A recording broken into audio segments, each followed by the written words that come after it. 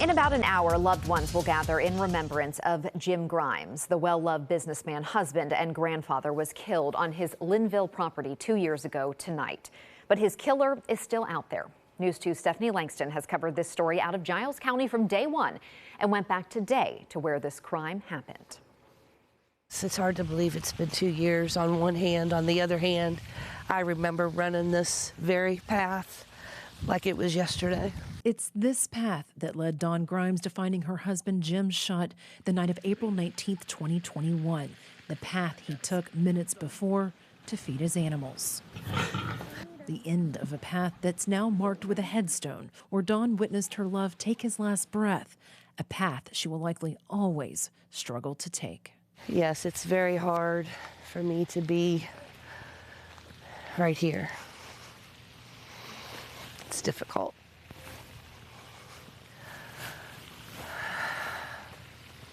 Her strength to take these steps improving with time. You know, I'm growing. I have my faith in my church family and my family, our kids. I couldn't do this without our kids.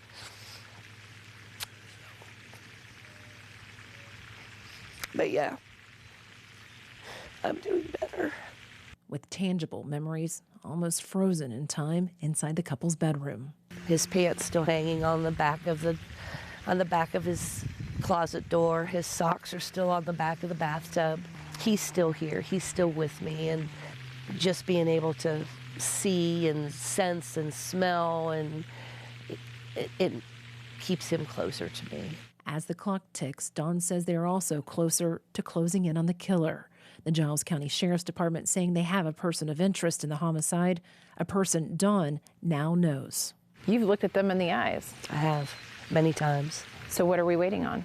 There are some pieces of evidence that have not come back yet. We did well over 100 warrants, numerous times to be able to get the information that we needed.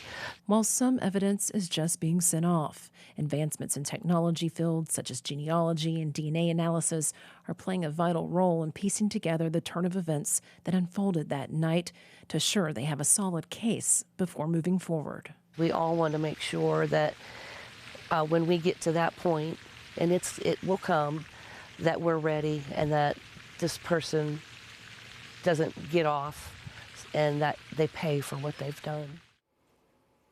Now, the sheriff tells me they have more than 30 homicide investigators helping them work this case. Meanwhile, Dawn has turned to a podcast known as Murder at Land Between the Lakes, with hopes that platform that will broadcast tonight at 9:30 will also help.